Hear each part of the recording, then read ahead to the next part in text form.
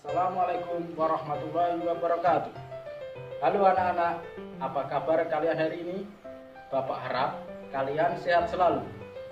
Sebelum memulai pembelajaran, kita berdoa terlebih dahulu.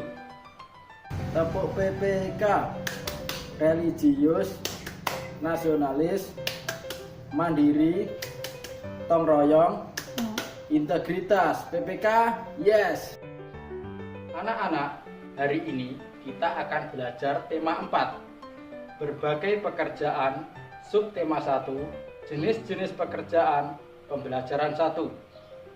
Tujuan pembelajaran hari ini adalah pentingnya menjaga keseimbangan alam dan kelestarian sumber daya alam.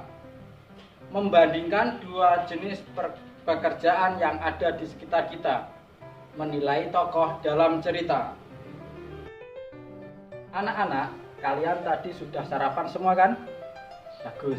Apa sarapan kalian tadi? Roti atau nasi? Ya, nasi berasal dari beras atau padi. Padi merupakan sumber daya alam. Apakah kalian tahu apa itu sumber daya alam? Ya, sumber daya alam merupakan segala sesuatu yang tersedia secara alami dan dapat dimanfaatkan untuk memenuhi kebutuhan manusia. Untuk mengetahui lebih lanjut, perhatikan dan amati dengan baik video berikut. Sumber daya alam nabati. Sumber daya alam dari hewan disebut juga sumber daya alam hewani.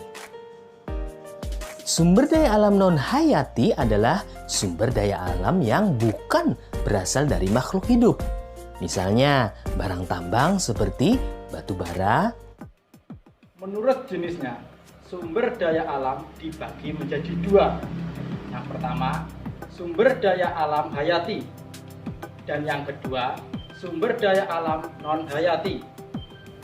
Sumber daya hayati berasal dari makhluk hidup seperti tumbuhan dan hewan. Sumber daya alam dari tumbuhan disebut sumber daya alam nabati. Sumber daya alam dari hewan disebut sumber daya alam hewani. Sumber daya alam non-hayati adalah sumber daya alam yang bukan berasal dari makhluk hidup seperti batu bara, timah, emas, dan sebagainya. Sumber daya alam di suatu daerah sangat mempengaruhi masyarakat di dalamnya karena sumber daya tersebut dari dataran tinggi dan dataran rendah. Di Indonesia, karakteristik masyarakat di dataran tinggi berbeda dengan masyarakat di dataran rendah.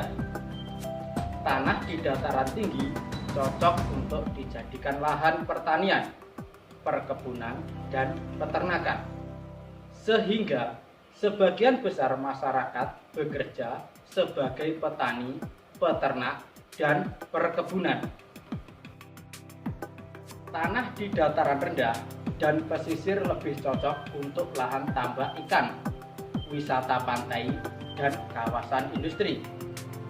Pada umumnya, kota-kota besar di Indonesia berada di dataran rendah, sehingga masyarakat yang tinggal di dataran rendah yang dekat dengan laut bekerja sebagai nelayan, petani garam, dan petani tambak. Sedangkan masyarakat yang tinggal di perkotaan umumnya bekerja sebagai karyawan, buruh pabrik, dan pegawai. Setiap sumber daya alam, baik sumber daya alam hayati maupun sumber daya alam non-hayati, harus dijaga kelestariannya, termasuk tanaman yang kita konsumsi. Mengapa menjaga keseimbangan dan kelestarian sumber daya alam itu sangat penting? Ya, karena sumber daya alam termasuk tumbuhan sangat berperan penting dalam kehidupan kita, khususnya manusia, misalnya sebagai bahan makanan, obat-obatan, penghasil oksigen, dan bahan bangunan. Selain bermanfaat bagi manusia, tumbuhan juga bermanfaat bagi kehidupan binatang, yaitu sebagai tempat tinggal dan sumber makanan hewan. Tumbuhan juga bermanfaat bagi lingkungan. Contohnya, pohon bakau. Pohon bakau bermanfaat melindungi pantai dari erosi dan abrasi dan juga menciptakan udara pesisir yang bersih dan segar, dan dapat menjadi habitat alami berbagai biota laut.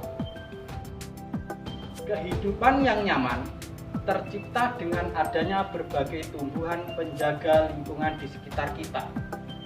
Berikut ini adalah beberapa upaya untuk melestarikan sumber daya alam. Yang pertama adalah penghematan. Yang kedua, perlindungan. Yang ketiga, pemeliharaan. Baik anak-anak, sebelum melanjutkan ke materi berikutnya, nanti setelah pelajaran ini berakhir, kerjakan tugas di LKPD yang Bapak kirim di WhatsApp grup. Baik, kita lanjutkan materinya. Anak-anak, kita lanjutkan materi berikutnya. Simak dan perhatikan video berikut. Petani sedang memanen kelapa di ladang. Dia memasukkan hasil panennya ke dalam gerobak. Gerobak itu ditarik seekor kerbau. Hasil panennya sangat banyak, sehingga gerobaknya berat ke belakang. Dalam perjalanan pulang, petani itu bertemu dengan seorang anak lelaki. Petani itu kemudian menyapa dan bertanya pada anak lelaki itu, "Menurutmu, berapa lama waktu yang kubutuhkan untuk membawa gerobak ini sampai ke rumahku?" Tanya petani kepada si anak lelaki.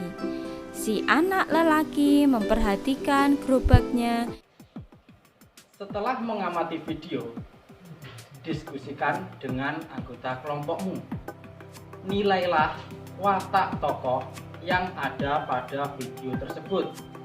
Kemudian berikan alasanmu. Baik anak-anak, setelah kita melewati rangkaian pembelajaran dari awal hingga akhir, kalian harus mengerjakan soal evaluasi. Kalian bisa mengerjakan soal evaluasi setelah selesai mengikuti pembelajaran ini. Soal evaluasi berupa tes online yang diberikan di akhir pembelajaran ini melalui Google Formulir dengan menggunakan link yang Bapak share di WhatsApp group. Nah anak-anak, dari materi yang sudah kita bahas, Bapak harap kalian sudah memahami tentang kelestarian sumber daya alam, jenis-jenis pekerjaan, dan menilai watak tokoh. Demikian, Bapak harap kalian tetap semangat belajar di rumah. Wassalamualaikum warahmatullahi wabarakatuh.